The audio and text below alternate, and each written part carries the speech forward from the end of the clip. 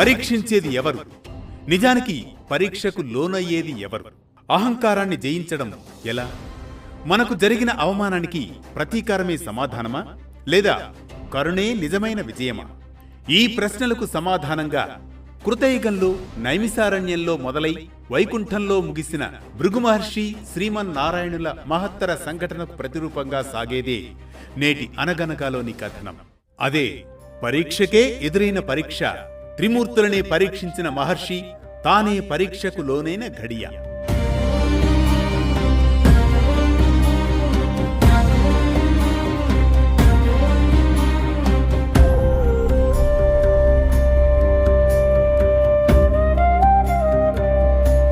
అనగనగా అది కృతయుగంలోని సమయం. అలనాడు నైమిసారణ్యంలో ఋషులు మహర్షులు భక్తిపూర్వకంగా యజ్ఞ యాగాదులు నిర్వహిస్తున్న సమయం. యజ్ఞ ఫలానికి ఎవరు అర్హులు, ఎవరు ఈ సృష్టి నిర్వహణకు ఆద్యులో నిర్ణయించాలని త్రిమూర్తులను పరీక్షించేందుకు భృగు మహర్షి ముల్లోకాలకు బయలుదేరిన సమయం. సృష్టికి మూలమైన బ్రహ్మను కైలాసంలో శివుని ఆగ్రహంతో శపిస్తాడు భృగువు. తరువాత వైకుంఠంలో లక్ష్మీనారాయణులు చదరంగ క్రీడా వినోదంలో మునిగి ఉన్న సమయంలో శ్రీహరి శ్రీదేవులను చూసిన భృగు మహర్షికి కోపం కట్టలు తెంచుకుంటుంది. దీంతో విచక్షణ మరిచిపోతాడు, కాలెత్తుతాడు. అదే సమయంలో పూర్తి స్థాయిలో తనను తాను మర్చిపోతాడు. శ్రీ మహావిష్ణువు వక్షస్థలంపై తాకుతాడు. భృగు మహర్షి పాదం ఆ శ్రీమన్నారాయణుని వక్షస్థలాన్ని తాకిన క్షణం వైకుంఠం ఒక్కసారిగా స్తంభించిపోతుంది. వైకుంఠంలోని సమస్తం నిర్ఘాంతపోతుంది. పాలసముద్రపు టలలు లయను మరిచిపోతాయి. అనంత శేషుని ఫణాలు క్షణకాలం కంపించిపోతాయి. అది ఆఘాతం కాదు, అది సృష్టి నాడికే తగిలిన గాయం. కాని ఆ ఘడియలో ఏ విధ్వంసం జరగలేదు. శ్రీమన్నారాయణుడు స్పందించాడు. ఆయన వదనంలో ఆవేశం లేదు, అవమానం లేదు, ఆశ్చర్యం కూడా లేదు. ఉన్నదల్లా అపారమైన కరుణ మాత్రమే. వెంటనే ఆ మహావిష్ణువు తన వక్షస్థలాన్ని తాకిన ఆ పాదాన్ని రెండు చేతులతో పట్టుకుంటాడు.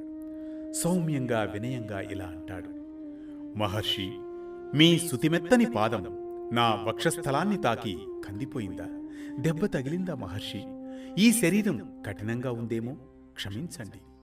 ఆ మాటలు వైకుంఠాన్నే కాదు, ముల్లోకాలను కంపింపజేస్తాయి.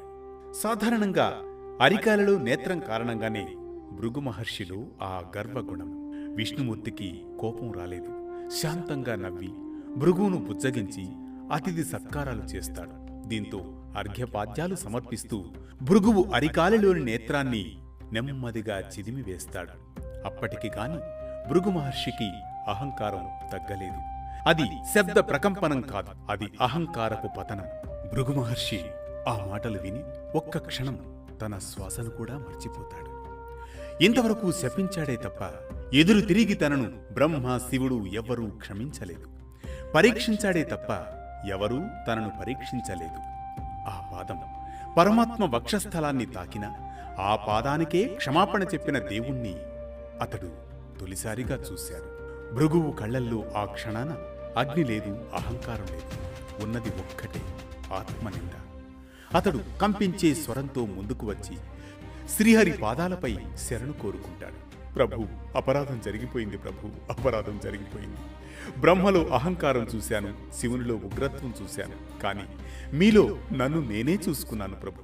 అహంకారాన్ని అద్దంలా చూపించిన కరుణామూర్తి మీరు అని కన్నీటితో పలుకుతాడు.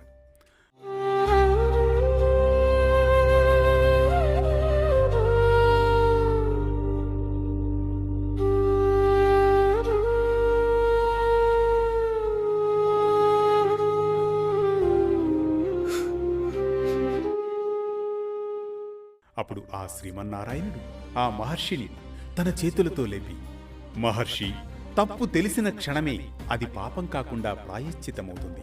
అహంకారం ఉన్నచోట ధర్మం నిలబడదు, కరుణ ఉన్నచోట నేనే ఉంటాను అని పలుకుతాడు. ఆ మాటలు వైకుంఠాన్ని మళ్లీ లయలోకి తీసుకువస్తాయి. పాలసముద్రం మళ్లీ మంగళనాదంతో ప్రవహిస్తుంది. అనంత శేషుడు నిశ్చలంగా నిలుస్తాడు. ఇది పరీక్షకే ఎదురైన పరీక్ష. త్రిమూర్తులనే పరీక్షించిన మహర్షి తానే పరీక్షకు లోనైన ఘడియ. ఈ కథనం మనకిచ్చే సామాజిక సందేశం ఒక్కటే: అహంకారం ఎంత గొప్పదైనా కరుణ ముందు అది నిలవలేదని. ఈ రోజుల్లో మనం కూడా జ్ఞానం, హోదా, అధికారం పేరుతో ఇతరులను పరీక్షించాలనుకుంటూ ఉంటాం.